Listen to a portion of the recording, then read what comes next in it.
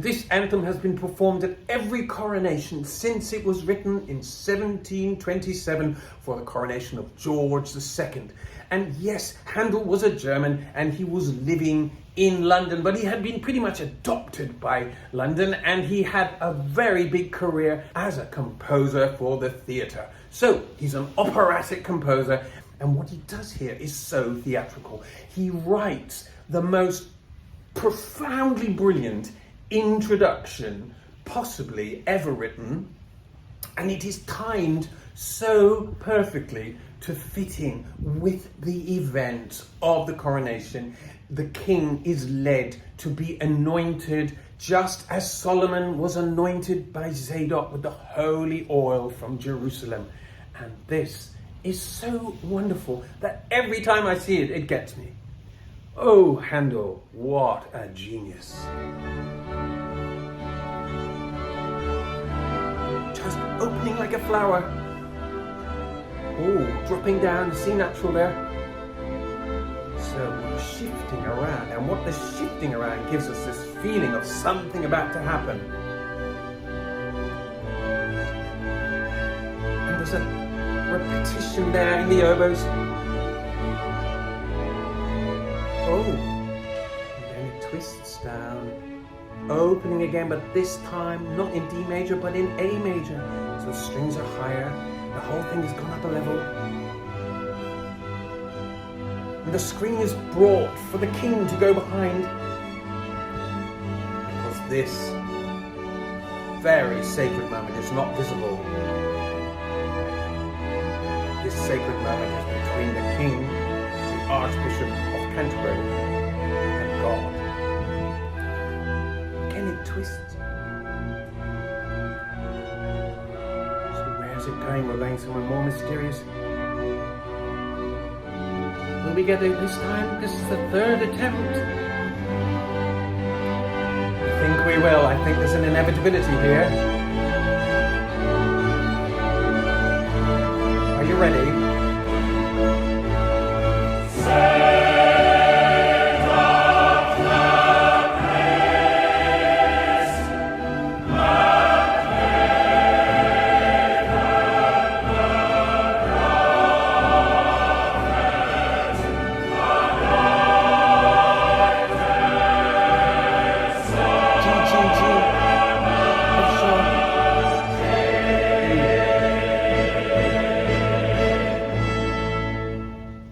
That is the most extraordinary piece of theatrical writing, but it's not just theatrical, it is monarchical. It has this dignity, it has everything. It has the earth, it has heaven, it has kingship, it has faith, it has spirituality. How did Handel do it? Well, obviously Handel is a great composer and wrote great music, and sometimes that is something you cannot define, but it is well crafted.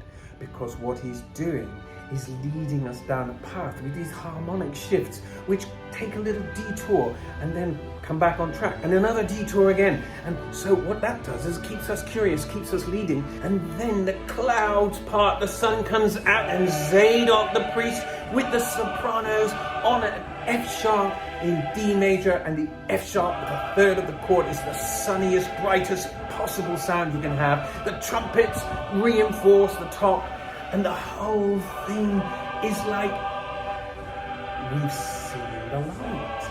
And that is what Handel is going for, and that is what he achieved.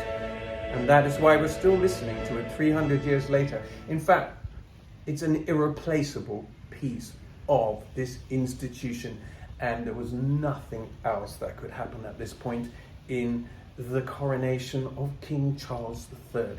Now let's look at what happens next.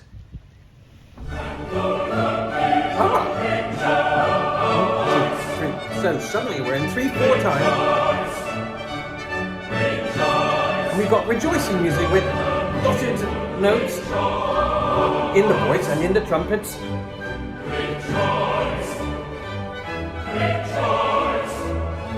Those guards are brilliant. I love the way they're guarding the king's screen.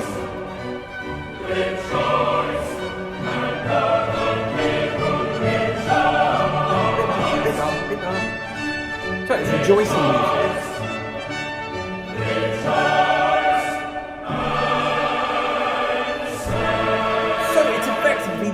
second section. We've had this grand monarchical opening. Then we have the second section, which is in 3/4, and it is dotted rhythms, and all the people rejoice and say. And it's really hard not to imagine everybody applauding at this point, maybe even standing up and possibly shaking hands with their neighbor, or maybe talking.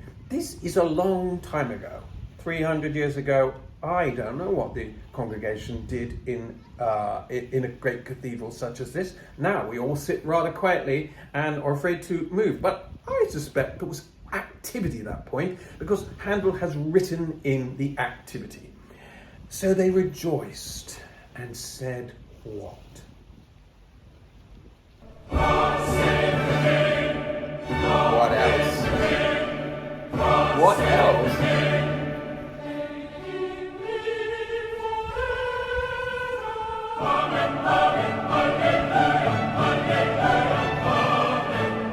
And then the great melismas of the Alleluias,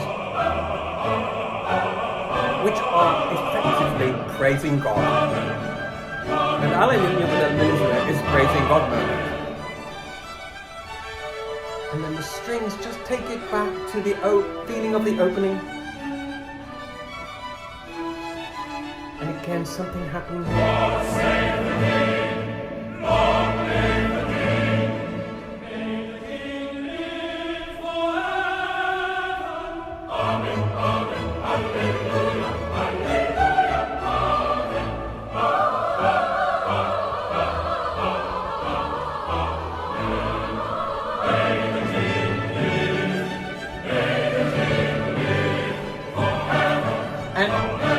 May the King live. So cleverly set to music because it goes on forever. This repetition is the same idea over and over, changing keys, giving to different voices, giving to the strings, giving back to the voice, but it goes on and on, just as we should hope the King will go on and have a long life. In fact, the King will live and reign forever in heaven.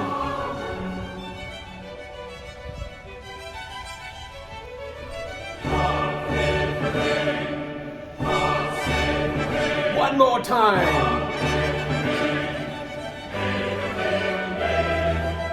And it's extraordinary to watch Charles there, looking so humble in his white shirt, no regalia, stripped of all his riches and all his position,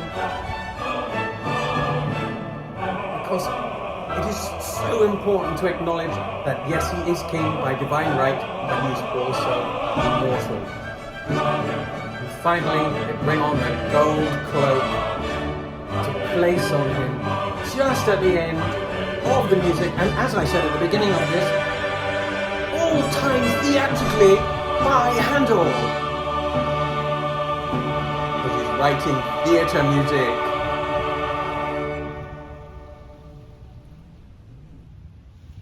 And that is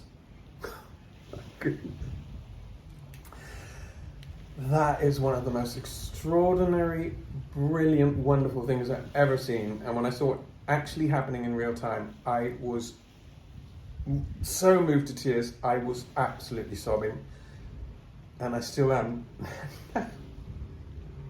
Because music has such a power when it's in the place where it was written to be. 300 years later, it still has the same impact, possibly even more impact. But seeing it in the context for which it was composed is something I will never forget. It's William here, the Reinhold Voice Coach. Thanks for watching. See you soon.